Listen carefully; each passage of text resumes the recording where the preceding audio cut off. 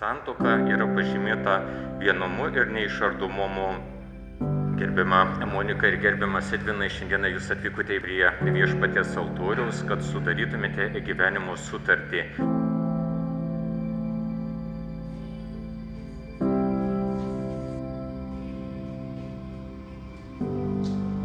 Taigi, jūs atėjote duoti priesaiką vienas kitam ir pasirašyti viešpaties akivaizdoje tą susitarimą, kad išlaikysite tą vieną vienovę.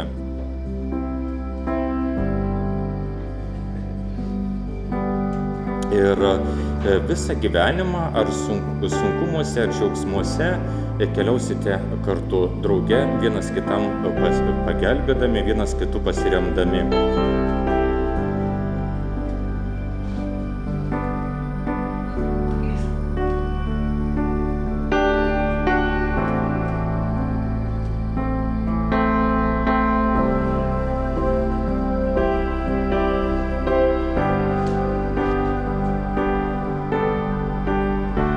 Sužadėtinė, jūs atėjote į Dievo namus, kad bažnyčios įgaliotinio ir čia esančių liudytojų akivaizdoje viešpats užantspauduotų jūsų nutarimą susituokti. Šiandien santuokos sakramentu jūs sustiprins amžinai tarpusavio meilei ir ištikimybei tesėti, bei kitoms garbingoms susituokusiųjų pareigoms atlikti ir praturtins naujomis dvasinėmis dovanomis.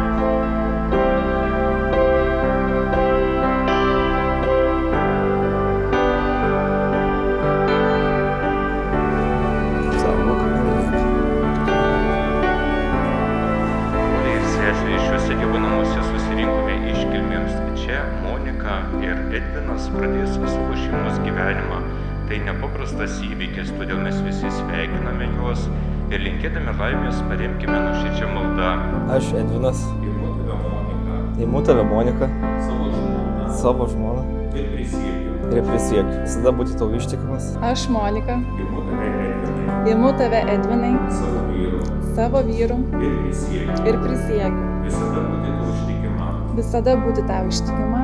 Kai laimė lydės, ar vargas suspaus, kai sveikata atvers, ar ligos suims, visą gyvenimą tave mylėsiu ir gerbsiu. Tepadeda man priesaika duoda bažnyčios akivaizdoje, te stiprina viešpat savo malonę ir jūs dosniai te laimina. Ką Dievas sujungė, žmogus te neperskiria.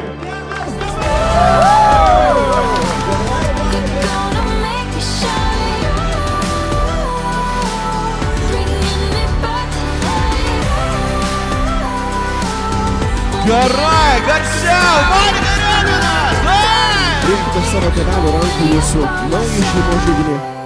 Nekaitinkite jo pernelyg aitrio malkom, neliekite ant jo šalto kaip ledas vandens, saugokite, tausokite ir niekada neleiskite jam užgesti.